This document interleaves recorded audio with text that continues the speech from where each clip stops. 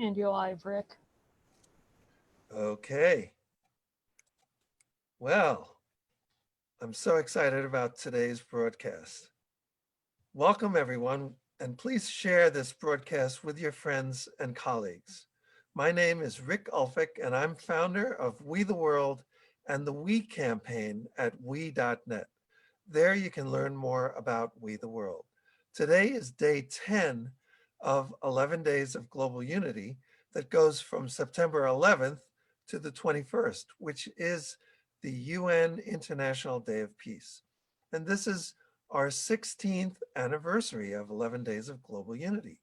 Back in 2004, We the World brought together global partners like Amnesty International and United Religions Initiative to launch 11 Days. This year, 11 Days of Global Unity is concurrent with the Up Convergence and Peace Weekend, an extraordinary alliance of organizations including Unity Earth, the Compassion Games, the Sign Network, We the World, and over 100 groups that represent an unprecedented unity movement, which I believe is needed now more than ever before. To learn more and participate in 11 Days of Global Unity and the 11 campaigns for change that go all year long, you can go to 11daysofglobalunity.org, and the 11 is a numeral. Each year, We the World hosts the 11 Days of Global Unity TeleSummit with 11 powerful dialogues on each of the 11 campaigns for change. They happen each day from September 11th to the 21st at 1 p.m. USA Eastern Time. Today, day 10 of 11 Days of Global Unity is on the theme of disarmament. We the World has a variety of action steps for its disarmament campaign, and I'll give you a few examples. Reform and improve laws governing gun sales and the global arms trade. Strengthen security through diplomacy, nonviolent conflict resolution, and conflict prevention. Support the use of field-tested programs of nonviolent intervention, such as nonviolent civilian peacekeeping forces, and abolish nuclear weapons and all weapons of mass destruction. You can learn more and get involved with our disarmament campaign and all 11 of our campaigns by going to 11daysofglobalunity.org. Today we'll be talking about disarmament with Monica Willard, Kakisha Basu, and Dr. Marty K Casey. Let's start with Monica. Monica is the main UN representative of the UN of the United Religions Initiative, URI. Her leadership at the UN includes being a founding member of the Tripartite Forum on Interfaith Cooperation for Peace and Development, president of the Committee of Religious NGOs at the UN, and she helped establish the World Interfaith Harmony Week annual observances at the UN. She is also a founder and co-chair of the International Day of Peace NGO Committee at the UN. Welcome to the broadcast, Monica Willard. Hello, Rick. What a gracious introduction. Thank you so very much. Yeah, it's great to see you. And there are so many things that we can talk about with you and actually all of our guests. But today, I know you've been very involved with the threat posed by nuclear weapons. And I think we have a video with Pato Bonton. You want to talk about that a bit? Yes, and if you want to play some of it, that's great, Rick. I appreciate it. I am a member, along with Kehkashan, of Voices for a World Free of Nuclear Weapons. It's a cooperation circle of the United Religions Initiative. And this was a big year for us because we really went all out working with other organizations, the Charter for Compassion, Religions for Peace, and the Parliament of the World's Religions, to form a video on the 75th anniversary. It's now renamed on YouTube, The Bomb, Yesterday, Today, and Tomorrow. I invite people to watch that. It includes amazing footage between Mikhail Gorbachev and George Shultz, our Secretary of State at that time. But this is a video of Pato and Annette singing the words, "A world free of nuclear weapons." And I want this lyric to just land in people's hearts and in your mind as you think about what you can do. You can sing and you can pray for a world free of nuclear weapons. So we'll play just a little bit of this. And the opening of this shows us why we need to keep this prayer in our heart, Rick. Thank you. If you can show it then. Let's give it a go. Okay. We're voices for a world free of nuclear weapons.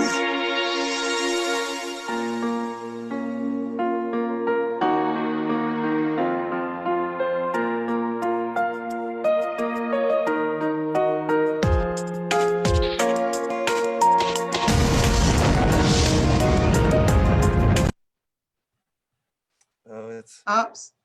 yep. Well, I thank you for at least trying to get it started. I hope it goes on.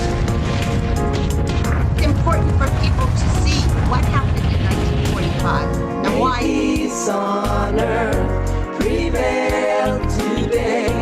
May peace on. Yeah, it's Okay, taking a bit it's to worth stream. going to. Prevail. May peace on earth prevail today. May peace on earth prevail. We pray each day. We pray for a world free of nuclear weapons. We pray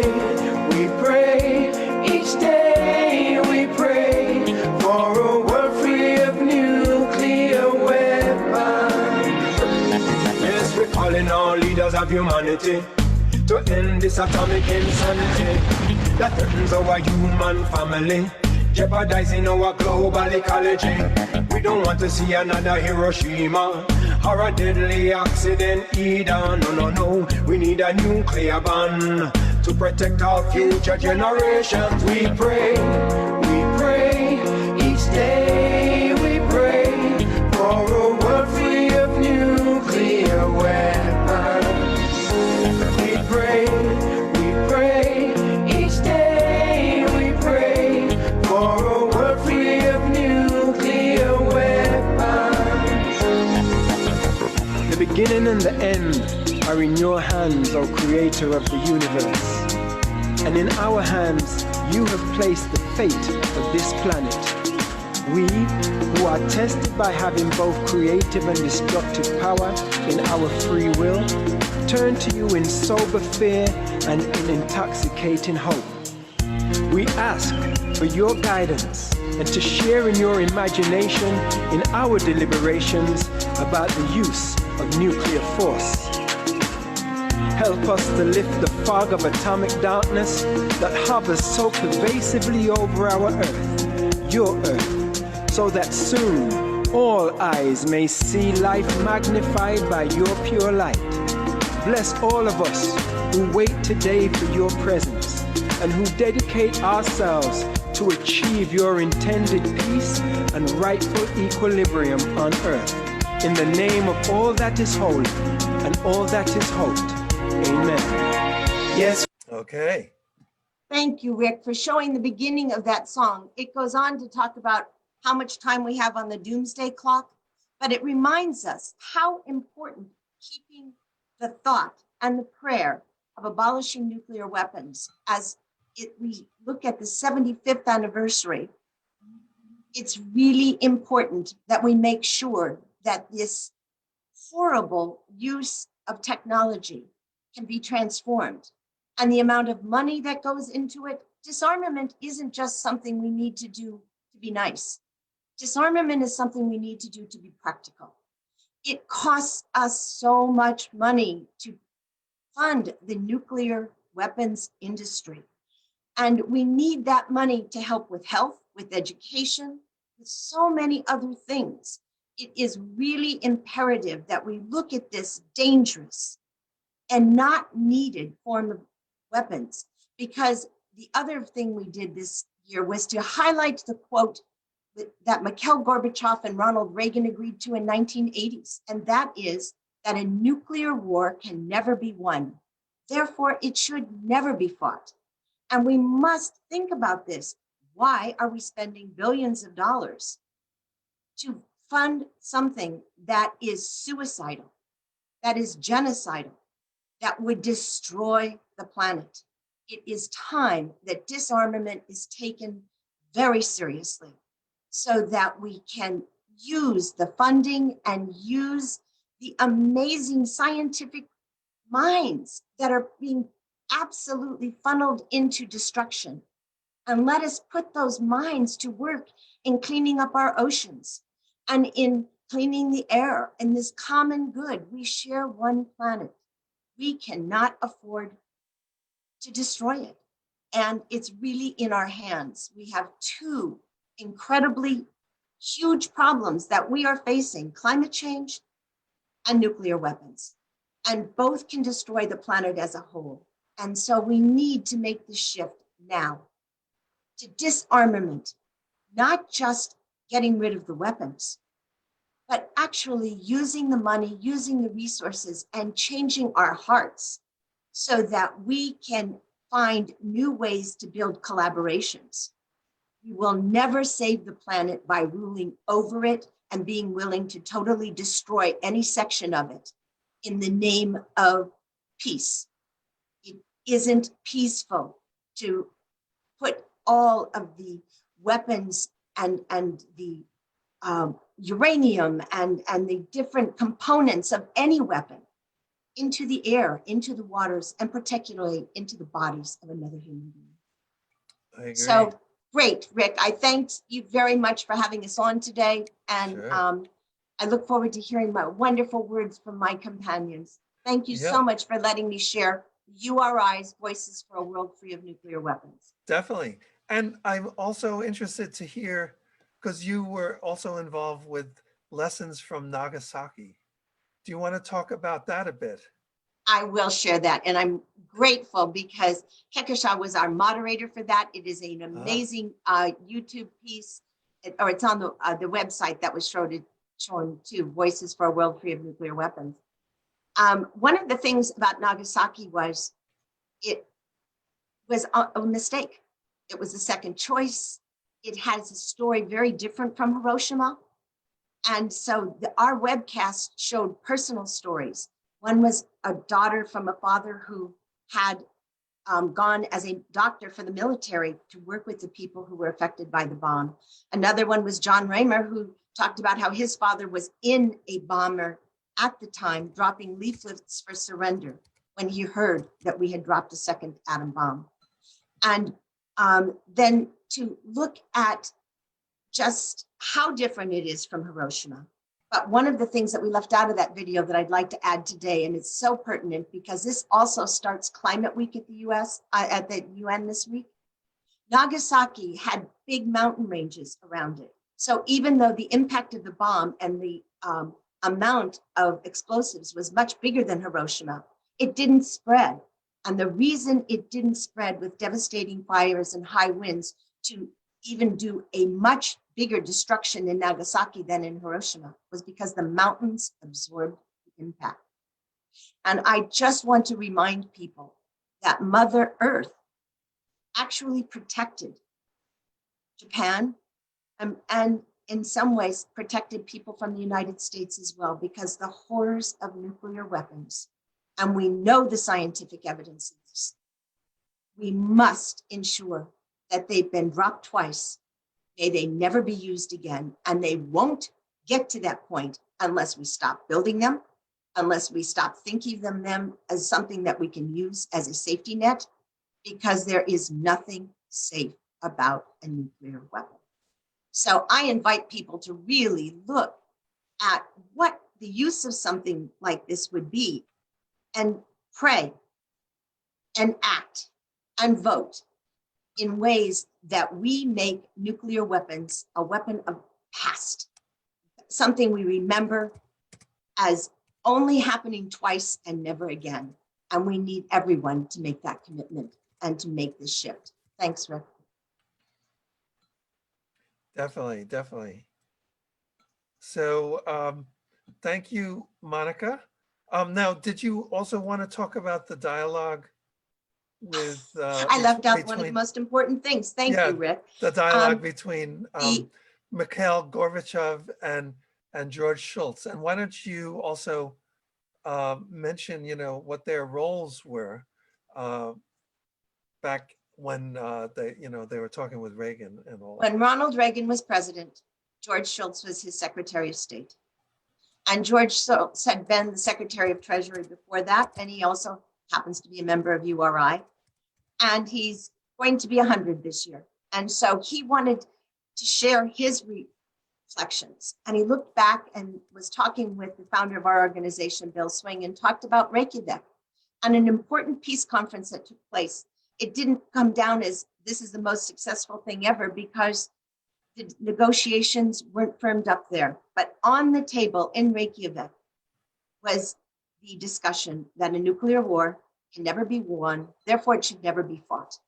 And if we look, and it was put on the table to eliminate nuclear weapons in the 80s.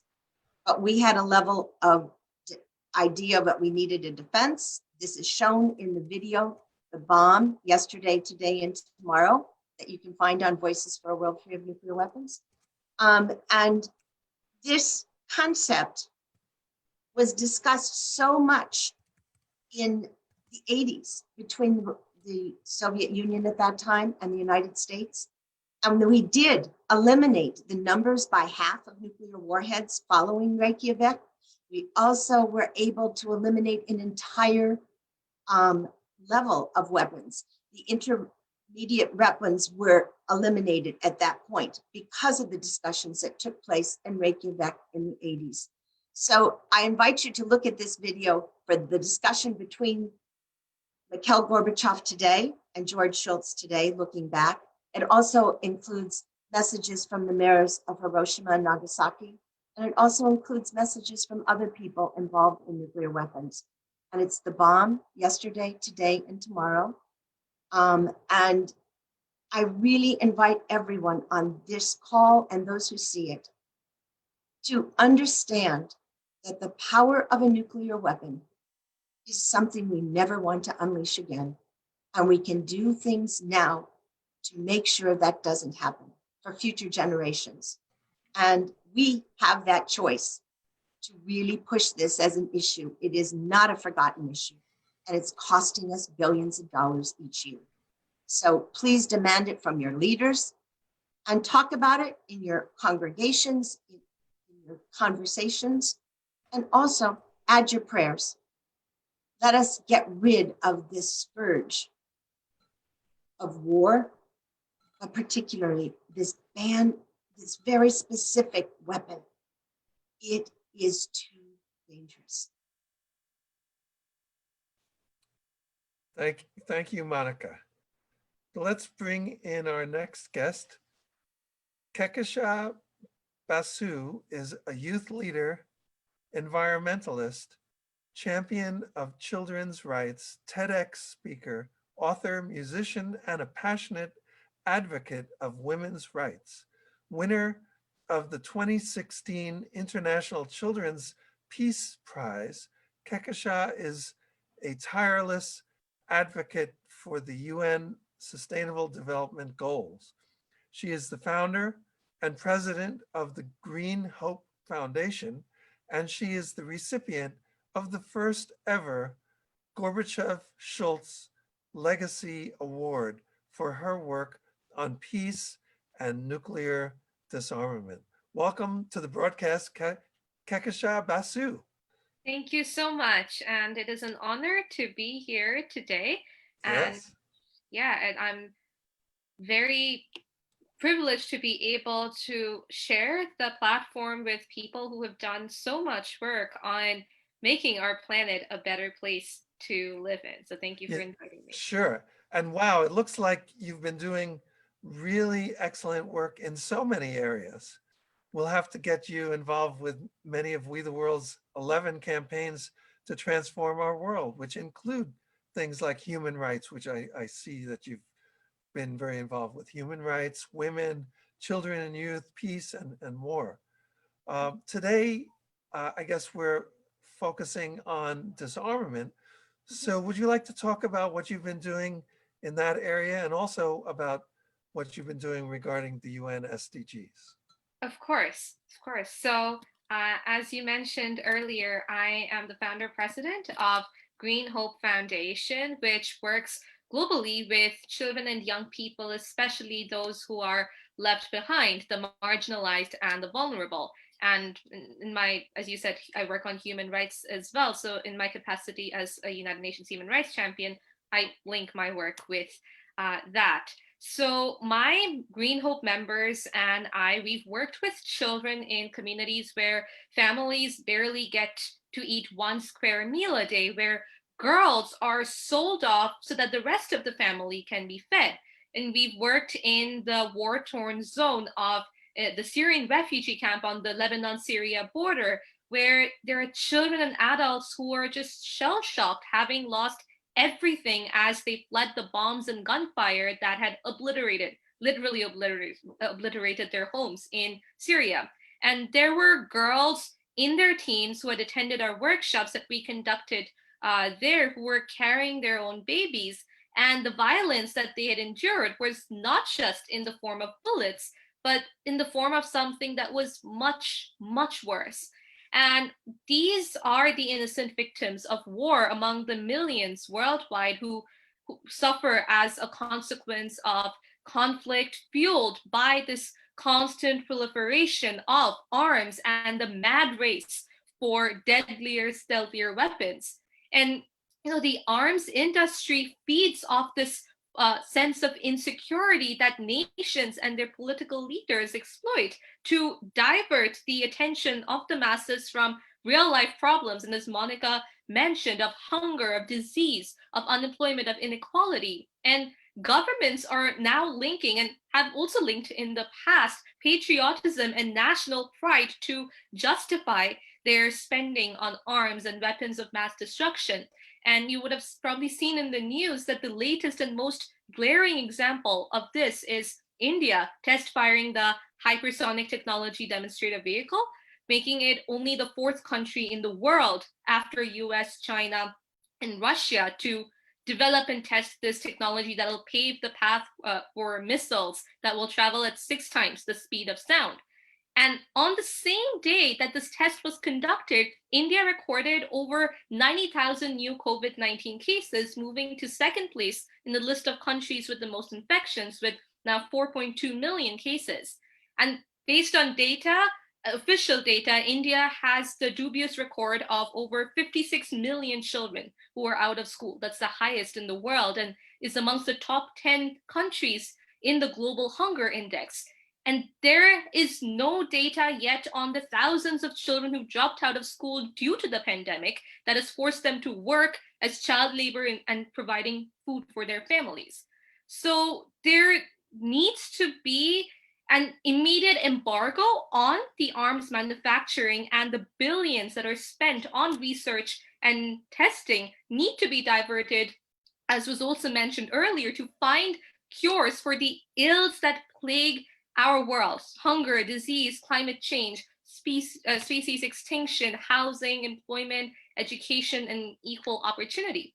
And the other thing that I would like to mention is nuclear colonialism. And I think it's really important that nuclear colonialism forms a part of the dialogue of the nuclear disarmament discussion, because this is something that is usually forgotten, and it shouldn't be that way. And nuclear colonialism is, by definition, the system of domination through which governments and corporations disproportionately target and devastate indigenous communities and their lands to maintain the nuclear production process. And most people don't know that Batman and Little Boy did not only kill thousands in Japan, it also killed hundreds in the Dene community of the Great Bear Lakes in Canada, because the uranium that went into creating these atomic bombs was mined by the indigenous workers of the Dene community. And these workers were not told that what they mined was radioactive, and were instead just told to hand transport this uranium from the mine to the mill, which led to their eventual deaths.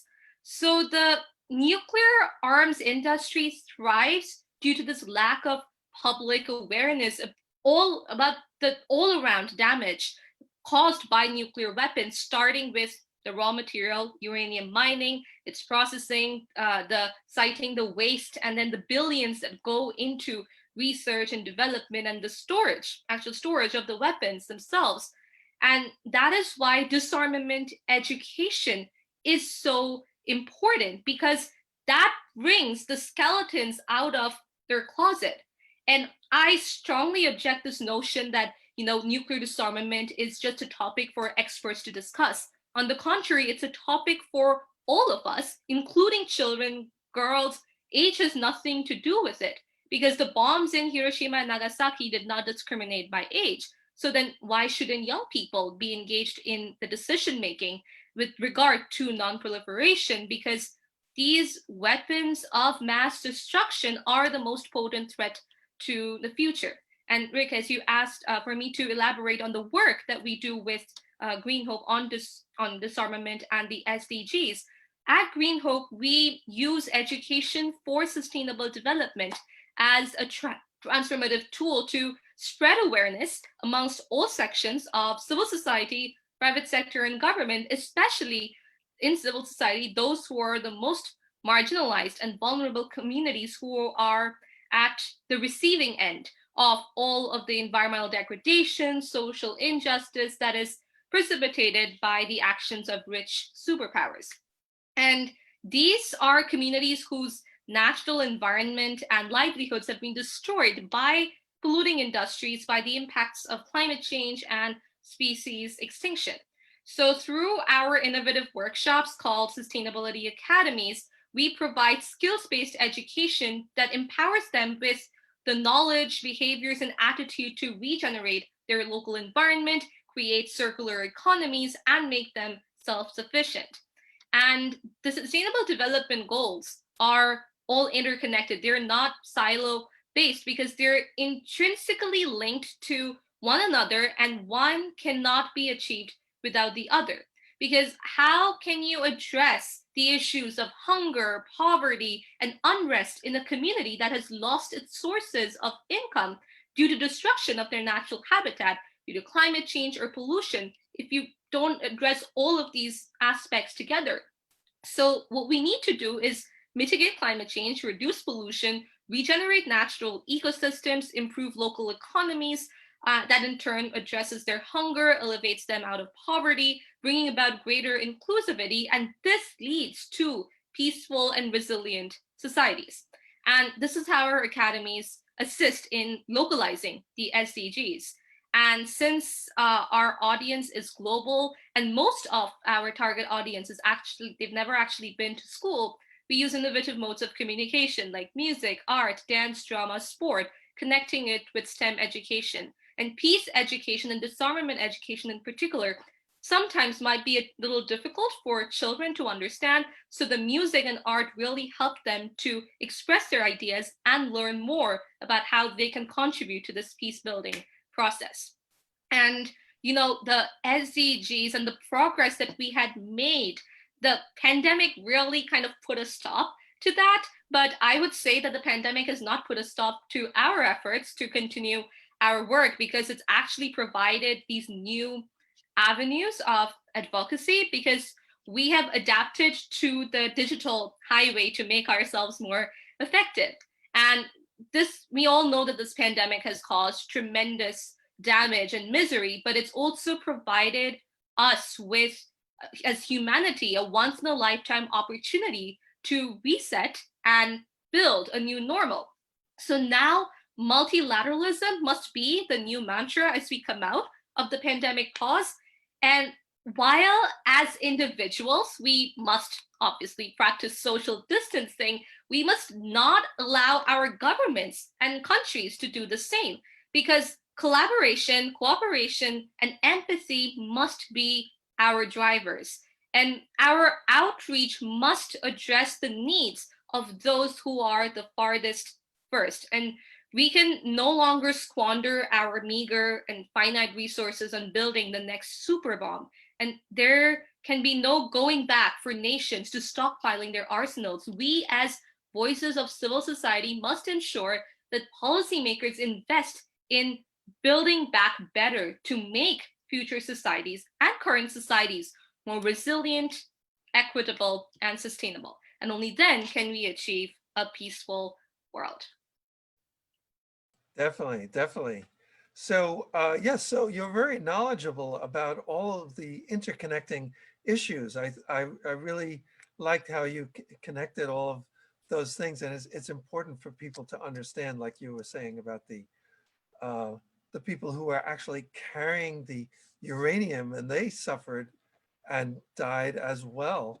The uranium that went into building the bombs that were used in Japan. So there's a lot of interconnecting issues there. So and thank you. I mean, you're a young person who is really up on all of these issues, which is really great to see. And I'm just kind of curious, how did that happen? Is your family, do you come from like a family of activists? Did you talk about, global problems at the dinner table when you were growing up? Or how did you get into all of this? Being an activist, I think, I wouldn't say activist, taking care of our planet and our society is something that just was a way of life for my parents, for my grandparents. And personally, for me, I started my journey when I was 7 years old, when I saw the image of a dead bird with its belly full of plastic. And I had sleepless nights because I couldn't stop thinking about the pain and agony the bird must have gone through before it died. And I decided, even at that age, I understood there was something wrong with that image, and I decided to start doing something about it. And I planted my first tree on my 8th birthday, which is coincidentally World Environment Day, 5th June. And wow. And yeah, where is that, by the way? Where were you born and raised?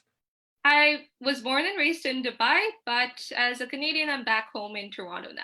But I would consider myself a global citizen because at Green Hope, we work in 16 countries. And that is why I'm such a huge believer in localizing the SDGs. And because every region, every country faces different challenges, it's important we recognize that. And as you asked if my family was involved in this group of being activists, I would say that I got involved in the disarmament arena because I heard stories about Hiroshima and Nagasaki from my parents and the destruction that was caused by these bombs. And even at around 8 or 9, I understood that, this should not happen again. And I started by talking to my friends about it, that, this is what happened before, we should make sure that it never happens again. And I realized that there was this kind of taboo surrounding this discussion, which I did not let that get to me, but I continued this discussion. When I started Green Hope when I was 12, I made sure that children and youth would have the platform to learn about all of these challenges and then take actions to mitigate these problems. But my parents' open-mindedness and global perspective really helped to cement who I am and what Green Hope's outlook also is right now, to make sure that we achieve that just, equitable, and sustainable world for all. That sounds fabulous. Thank you. So let's bring in our next guest. Dr. Marty K Casey is founder of Ungun Institute, an educational model to release the trauma from violence in the mind, body, and soul, and co-producer of Black Sunday this past August 9th, which was the 6th anniversary of the killing of Michael Brown by police in Ferguson, Missouri. Dr. Marty is a a motivational speaker and power coach and member of the St. Louis-based network, National Association of Black Female Executives in Music and Entertainment. So welcome to the broadcast, Dr. Marty K Casey. Thank you, Rick. Oh my goodness, it's really been a pleasure to just sit here and be a fly on the wall. I have truly been educated today by Monica and Kiyashima. You would Kehkashan. I'm sorry. I'm thinking about Hiroshima and what she was just thinking about, and I just put it all together. Kehkashan, I have to just reiterate what Rick just spoke about, of how amazing you are and how much of a leader you are right now. And being of the youth, your voice needs to, if nothing else in this broadcast gets heard, I hope that they tune into you and hear your voice, because you are what's needed right now. So kudos to you and Monica as well. And Rick, thank you for having us all. It's truly a pleasure. Sure.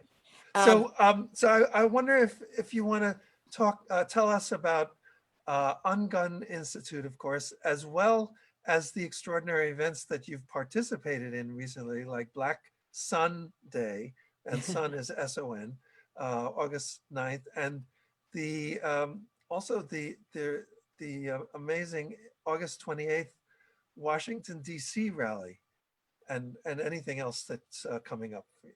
Sure. Well, thank you.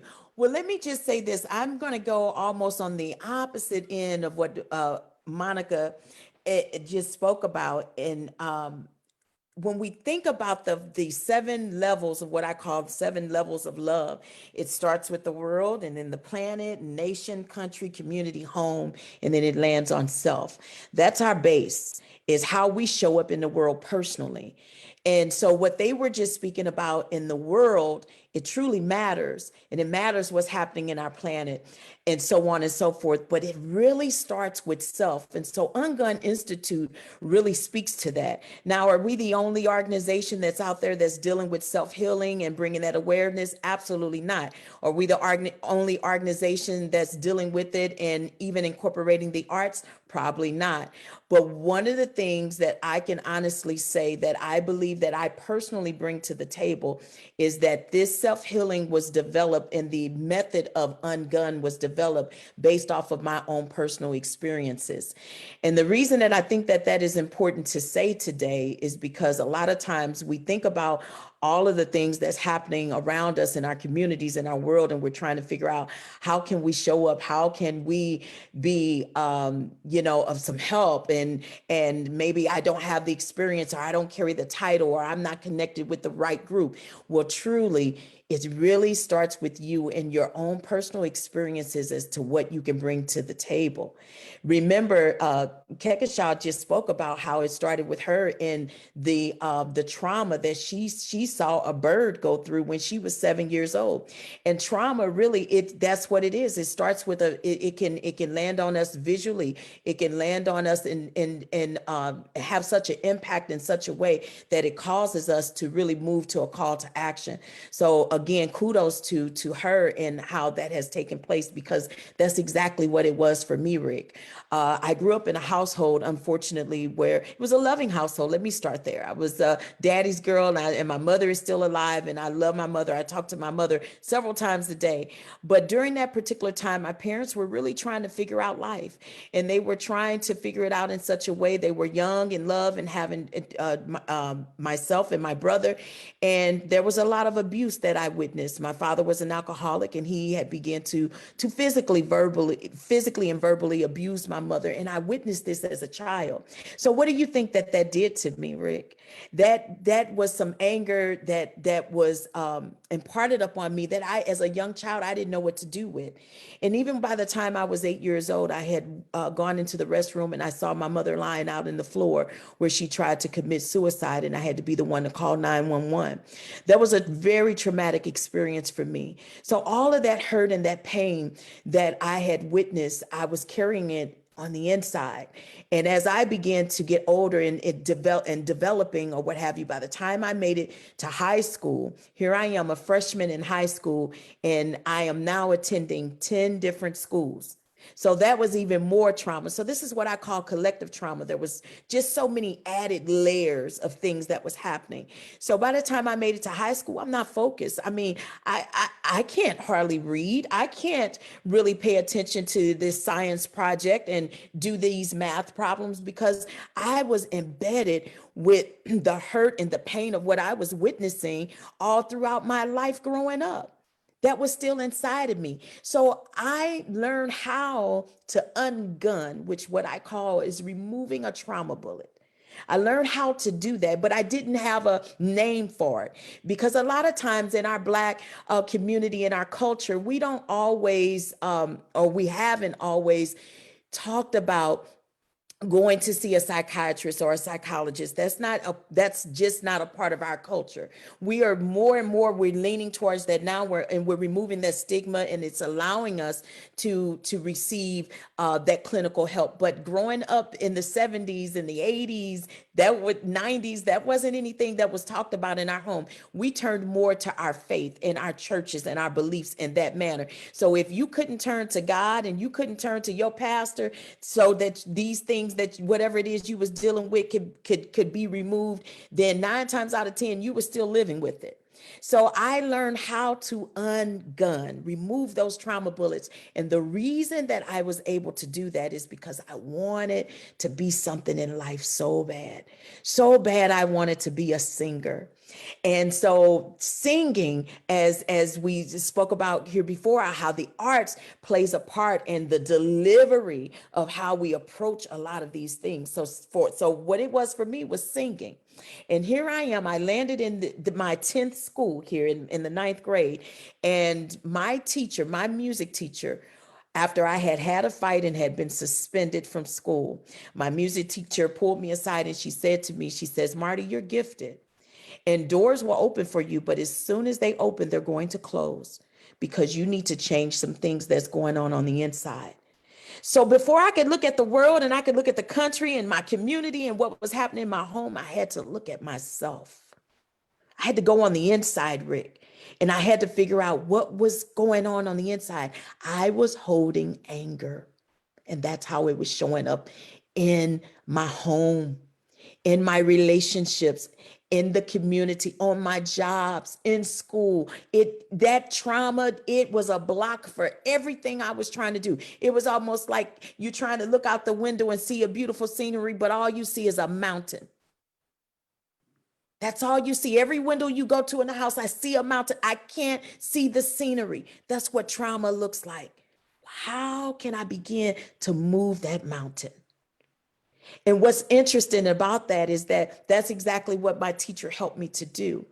She said, "Marty, I'm going to allow you to sing a song at the Black History program. You pick the song, whatever you want to sing." And she put a mic in my hand, and she had given me an opportunity that I had never had. When I got through singing the song, everyone who I was having issues with, and teachers and students and all of that, they stood to their feet and they began to applaud. I realized then the power that I held in my hand was my ability to sing and to speak, and that it's transferable. That energy is transferable. When I sang from my heart and it came out through music, it touched the ears of others and it began to seep into their heart, and they saw me in a different way. In that very moment is where I began to change. I had ungunned myself through the arts. And all of that has led me to where I am today. Each step has taken me to another step. And so right now today, I'm challenging everyone, every time I get an opportunity to speak or, come on Zoom or however, I've been asking people to please enter into the I Can Challenge with me. And the I Can Challenge is very simple. It's just 3 simple steps. And it starts with, I can forgive. I had to forgive my father for what I witnessed my father doing to my mother in order to remove those trauma bullets from my life. And my father is long gone. He's gone on to heaven. But I still was carrying the hurt and the pain. So I needed to forgive him. The second part is I can heal. See, I knew that once I really could forgive my father and anyone else who have ever offended me in any kind of way, and I was holding it like a sponge, that I then opened up the space to be whole again and to be used in a positive way. That's where my healing began. So I can forgive, I can heal. And then that third and final is I can live. As long as we are carrying the hurt and the pain in our hearts, and we're carrying trauma bullets in our bodies and in our minds, in our spirit, and we're loading it up inside of a gun, an invisible gun that we carry in our hearts, we're blocking our own blessings and our own opportunity to live. We're existing, we're coping, we're dealing with, but you never really get to live until you see the light. And the light is shining from the inside, not the light that you see around you, not that physical light that man has invented, but it's the light that shines within. So I can forgive, I can heal, I can live. That is the I Can Challenge that is presented by Ungun Institute, along with several other things. But I definitely want to make sure that I introduce that on this stage today. Definitely. So that's great because since we're talking about disarmament, so now you're talking about disarming the guns that may be holding ourselves back. Yeah, the From trauma. We the disarm trauma. trauma is what we do. And the guns are the invisible guns that we carry inside of our mind, our body, and soul. See, when you think about trauma, think about it almost like a rubber band, and you pull a rubber band and you keep stretching, you pull it to the point that it can no longer stretch and it pops, it breaks. That's how trauma is. It breaks just like that. It snaps apart. And so now we're no longer in our wholeness. Our mind, our body, and our spirit is working individually versus working as one. So what we do with Ungun through our Ungun method, we help you to mend that rubber band back together again. You ever had to still use that rubber band, so you had to tie it back together? And so now you know that now that it's tied, you still can see that it was broken at one time. So what you don't want to do, you don't want to trigger that. You don't want to keep pulling it to where it breaks again. That reminder of where it's tied lets you know something has happened. We can't erase what happened in our life, but what we can do, we have the ability to take control of our lives and make sure that we can tie it back together. It can still be functional. You can still show up and live your best life when you don't allow it to take over you. But you don't allow it to trigger to where you keep pulling at it and it breaks again. So recognizing your personal triggers as to what caused the trauma to begin with is really part of the work that we do through Ungun Method. A lot of times we remember the story and what happened, but we don't start to really think about it and break it down in the sense of saying, okay, who was involved? How did that take place? What role did I play? What could have been done differently? And it's not my fault. You have to first forgive yourself. It's not your fault as to what happened to you. And there's so many different ways that causes trauma. My trauma is different from your trauma. Your trauma is different from someone else's. We don't need to measure it because it's based off of how you are personally wired with your experiences, your emotional track. All of those things plays a part as to how the trauma lands on you. So it's personal, Rick. This is not anything that, oh, well, I'm wondering if I'm going to get an A in this trauma class, or if I'm on the low scale of a C.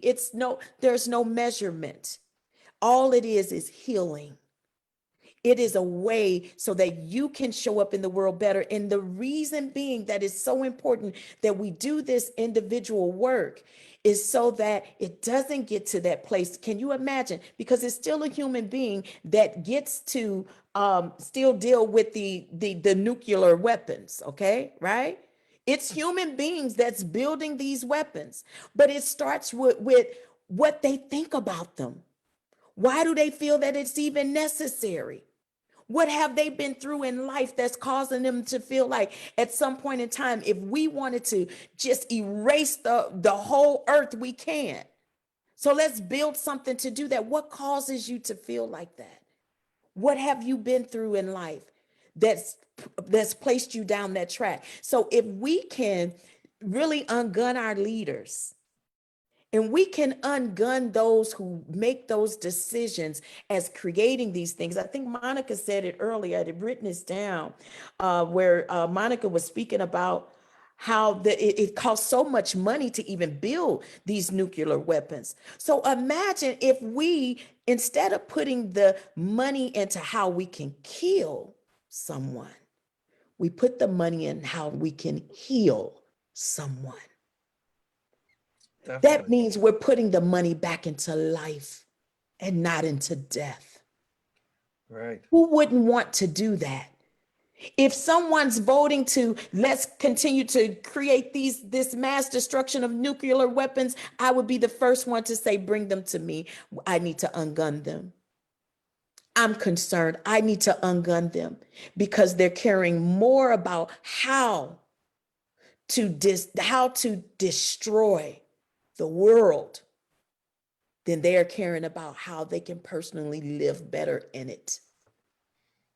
Exactly. And, it also occurred to me that after we are dealing with our own personal trauma, there is this idea of collective trauma as well. And collective trauma sometimes could be the reason why there is support for things like nuclear weapons, because there's a sense of collective insecurity. And of course, it's a myth that bigger and better weapons of mass destruction will give you more security. That is actually a myth.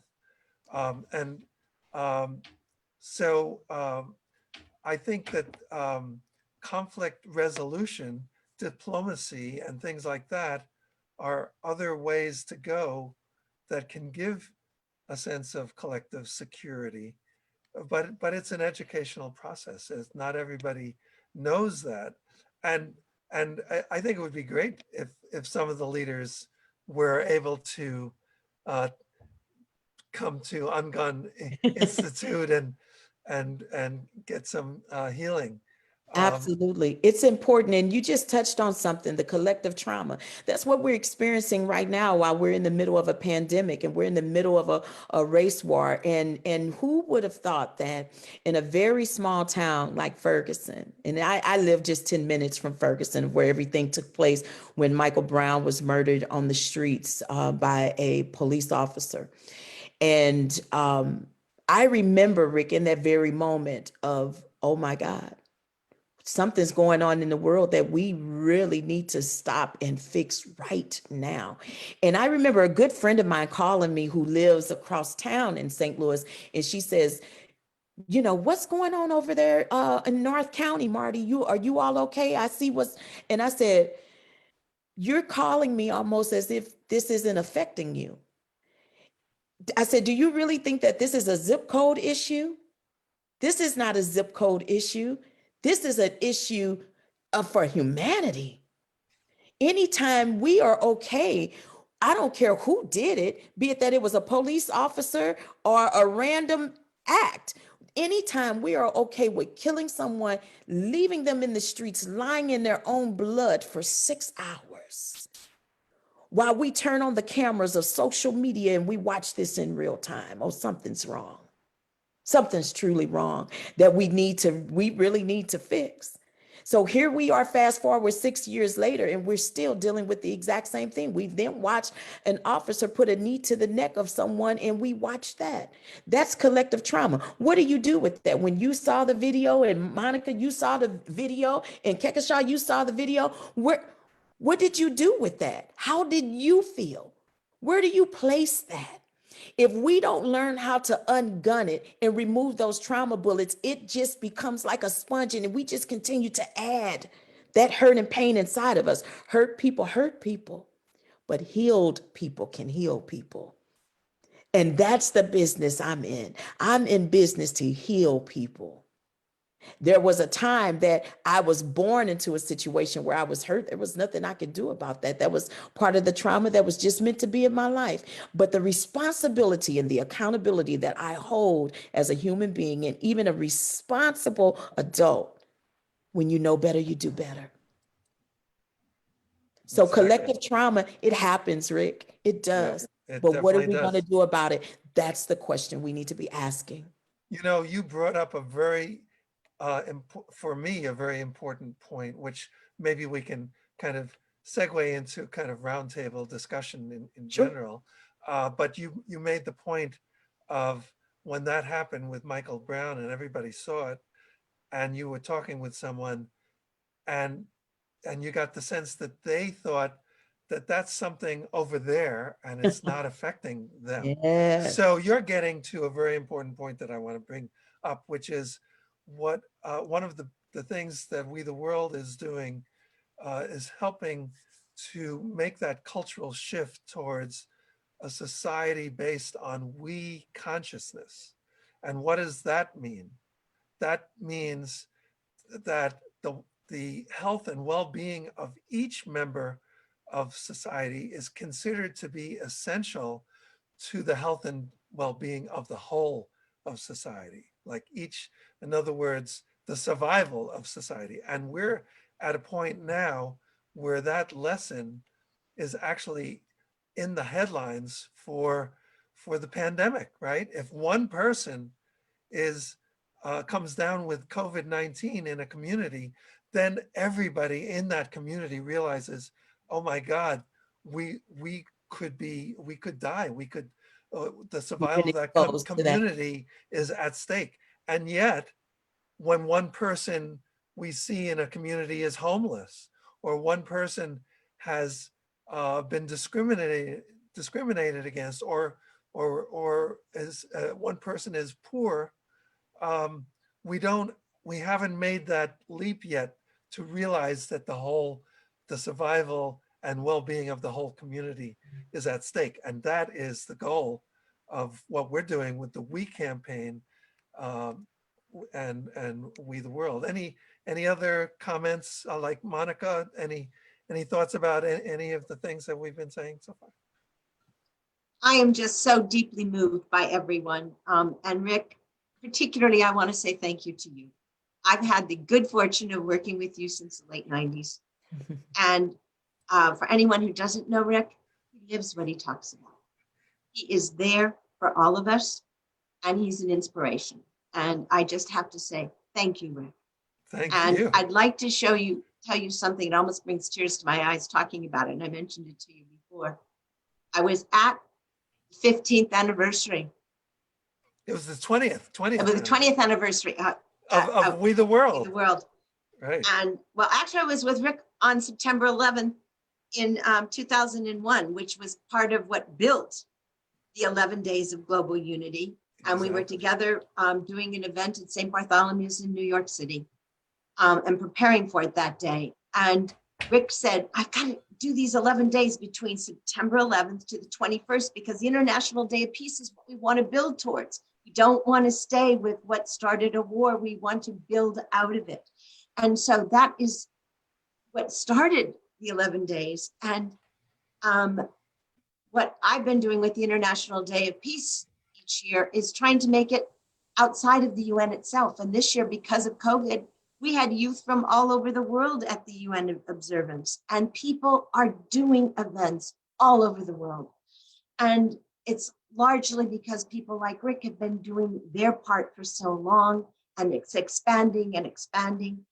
And one of the stories that I wanted to share was being at an event. I didn't know if I could even go to the event because my brother had died that morning. And I thought, how can I go into New York City? It's a 2-hour drive. And then I thought, how can I not? At least I'm going to be with my dear friends.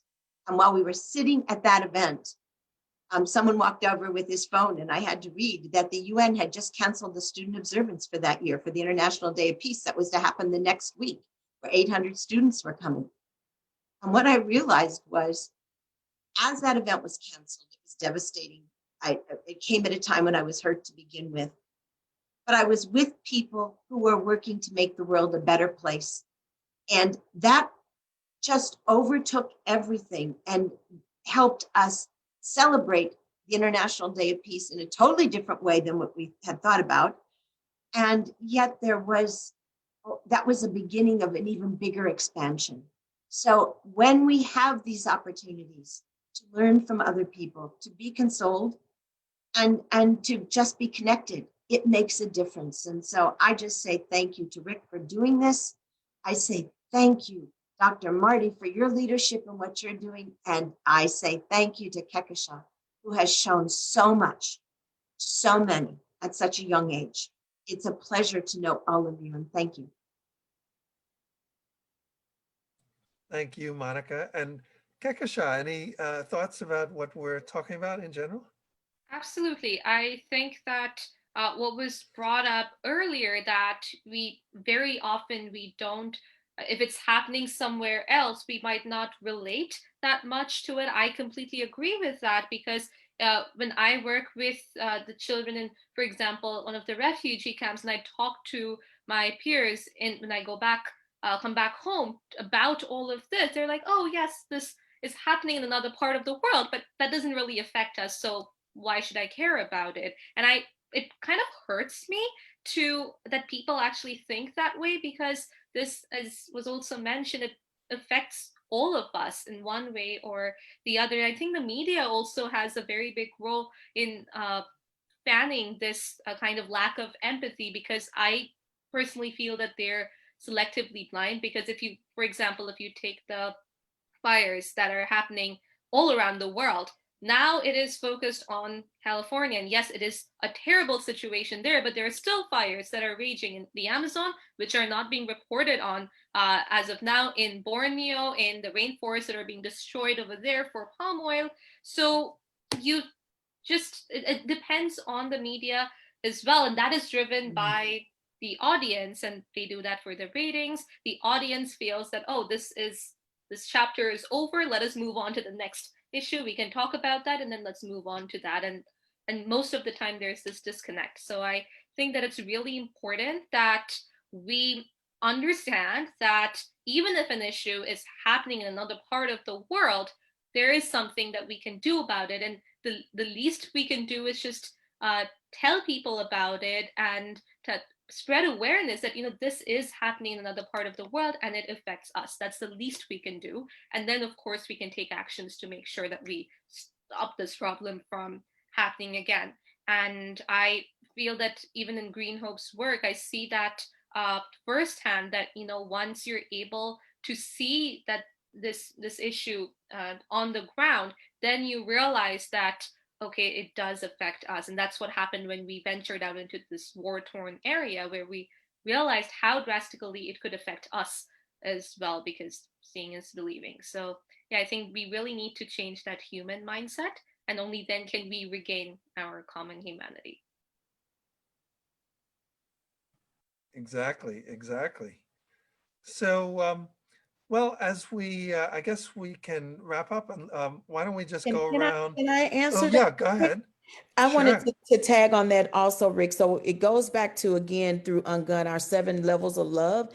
And so I'm always big on a takeaway. And I would like to ask those who are listening to this at this moment to write down the 7 levels. Again, the first level is self, home, community, country, nation, planet, world. and simply ask yourself, when it comes down to love, what are you doing on each of those levels? When you simply ask yourself that question, no one else has to point at you and say you're not doing enough. No one has to point at you and say that you're not doing anything or you're doing too much. You will know exactly what you're doing, because when you get to one of those levels, and it takes you a little longer to think about how you're showing up and what you have to offer, that very well may be the area that you really need to go deeper in. So again, I challenge everyone to take the time out and do these 7 steps, these 7 levels of love.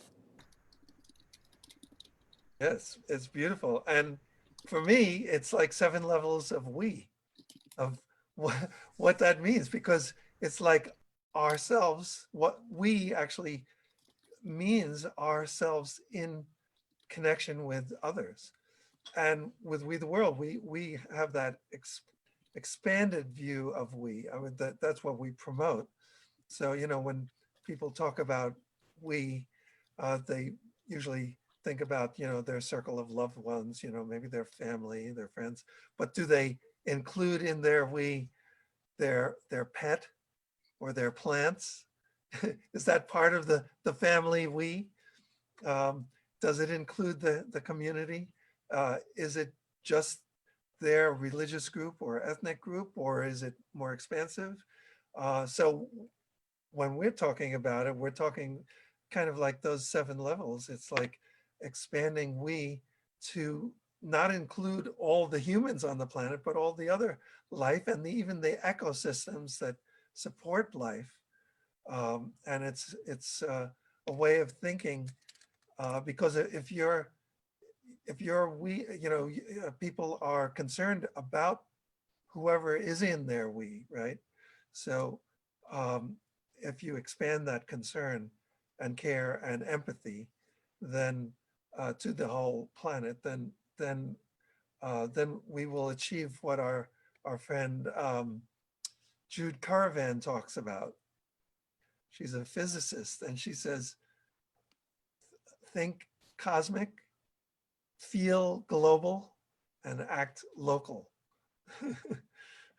Which is It's kind of good. like that. And you're breaking down the local to eventually get it in within ourselves. So any final words from other folks, and then we can take our actions outwards to the rest of the day.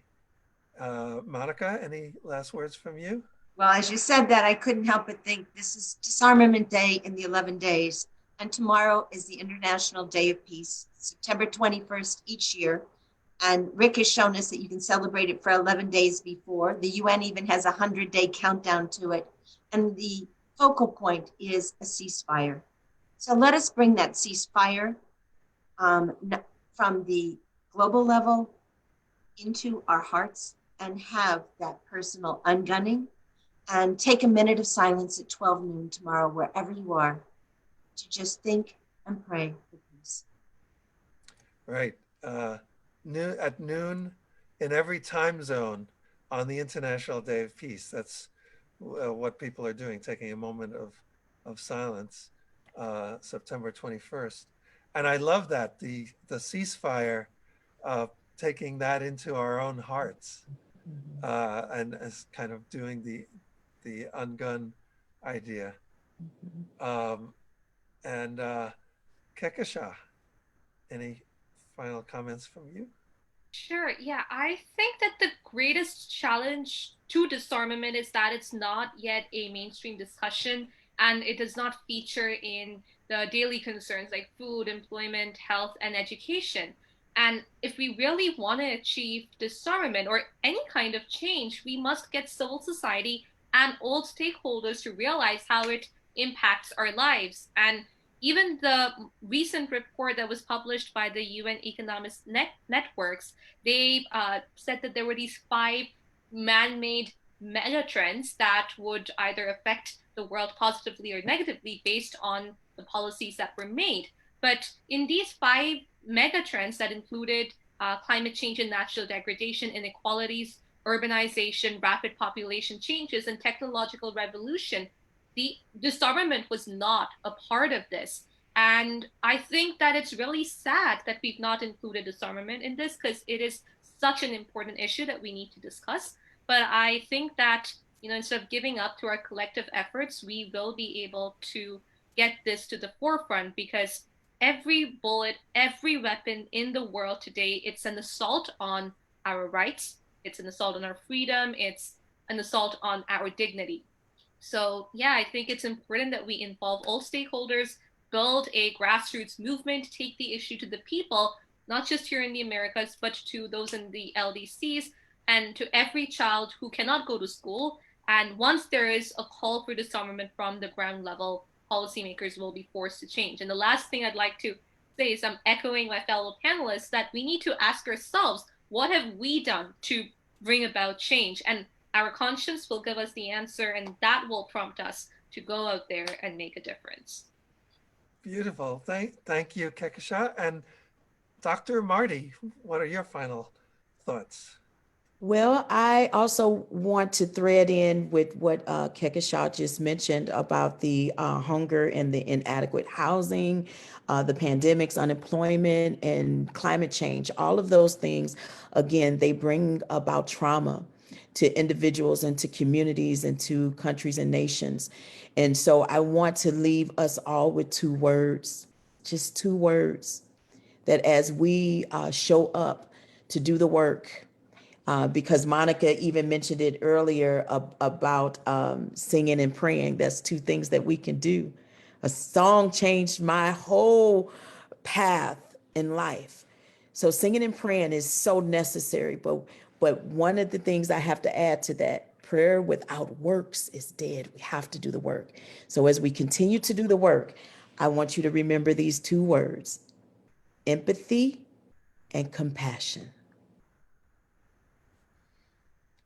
Beautiful. Empathy and compassion, And definitely. compassion. You have to apply those two things simply because, as we've been talking about, it's so easy to say, oh, well, that's not in my backyard. Well, I don't know anything about that. Oh, that's not happening here. But if you can empathize with those who and where it is happening, then that compassion will automatically develop and it will cause us each to do a little bit more. If we need to throw a rock from here, and I'm in St. Louis, and Rick, you're in New York, right? So Yes. I need to throw a rock from here to New York with my own power. I automatically know, Rick, I cannot throw a rock that far, but I can throw it as far as I can. And then the next person picks that rock up and they throw it as far as they can. And the next person, and so on and so forth. Eventually that rock's going to reach you, Rick, because we all did our part to get that rock to New York. And you rock, definitely. Well, thank you. We all do. It's been such an honor and a pleasure to be here with all of you all today. I mean, I could do this Definitely. all day, every day. Exactly. So I have a couple of announcements and then we'll do our little closing. So for people who are interested in finding out about the other panels that we've done on all of these 11 campaigns, you can go to 11daysofglobalunity.org, and there you will see a link to the 11 Days Trello board, where pretty much every program and event that we've been doing for 11 days is listed. And it's just amazing things that people have been doing, just incredible. Freedom Film Festival and all of these other dialogues that we've had. Also, you can watch previous dialogues like the historic summit on the future of humanity with Archbishop Desmond Tutu and Vandana Shiva, where Desmond Tutu actually speaks his mind about the protests that followed the killing of George Floyd. He talks about truth and reconciliation, the climate crisis, the pandemic, and what is needed at this perilous moment in our world. I don't think he's actually been in any other media. So this is like a rare opportunity to hear Desmond Tutu talking about what's happening right now in our world.